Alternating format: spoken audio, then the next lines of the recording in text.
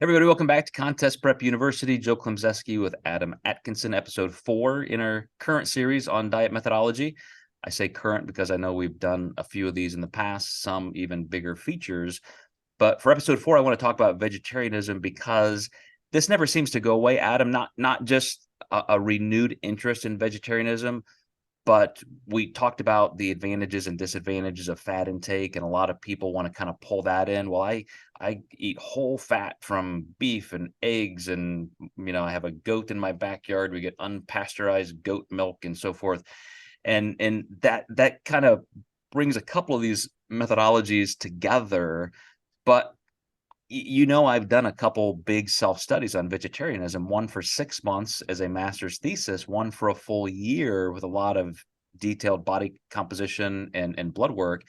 And I just don't think it's entirely the best for a human that has evolved eating meat over the last several million years. But would love to hear your thoughts. For me, a lot of it's just the moral side. I have dogs, I have koi fish in my pond, but I eat certain types of fish, and I eat cow. And I did go through a phase where I did pescatarian for a bit, and just with my own experience, food selection was much tougher, and that's without even completely eliminating animal product. And I would say, just from that perspective, the idea of just restricting a group is very, very difficult. And for me, I did a full year of it. It was when the vegan craze was coming back. I knew I couldn't stick to that, so I was like, I'll go somewhere in the middle. And I definitely learned a lot from that. And for me, it's very hard to sustain, for sure. Well, both of my 6 month and year-long stint doing this were 100% vegan. And as I led a lot of clients to try that as well, I think everybody feels better initially. You feel cleaner. I mean, there is something to that, and to eating too much animal protein. But at the same time, especially toward the end of that full year when I did that, none of my body or blood panel levels improved at all. I mean, I thought for sure I was going to show some significant improvement here, there, somewhere, and it was almost exactly across the board the same. I did like that I didn't have to just constantly be scrambling for protein, trying to center every meal around protein. The impetus for that second run for me at vegetarianism was very social conscious based.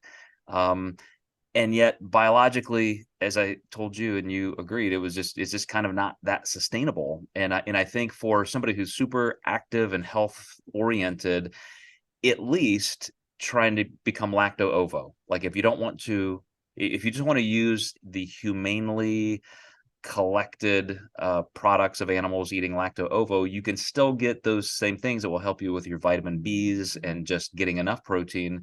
And I think that's a really good compromise that a lot of people find is, I can have a protein shake once or twice a day. I can have some eggs or some, low fat cheese. And that at least takes all the pressure off of making it pure vegan.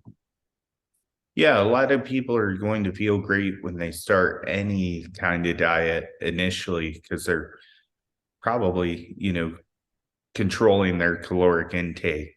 The big one that I hear is my digestion was so much better when I was vegan. I don't agree with that at all. I've actually seen where people have severe gut dysbiosis because of, all the plant product they're consuming, all the exotic vegan products they're consuming. And talking people off that ledge is really tough, because they're married to an ideology of eating, and now they can't fix the problem that caused.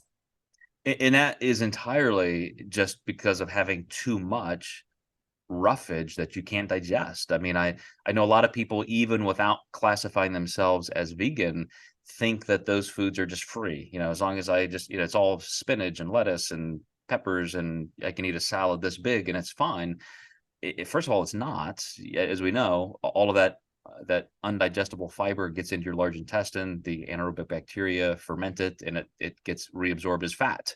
So I've seen it actually be worse for people than just having an unlimited amount of fiber versus let's take some of that out and give you some healthy, good, effective starch.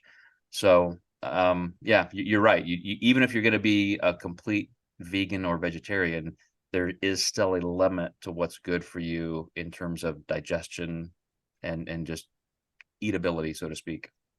Yeah.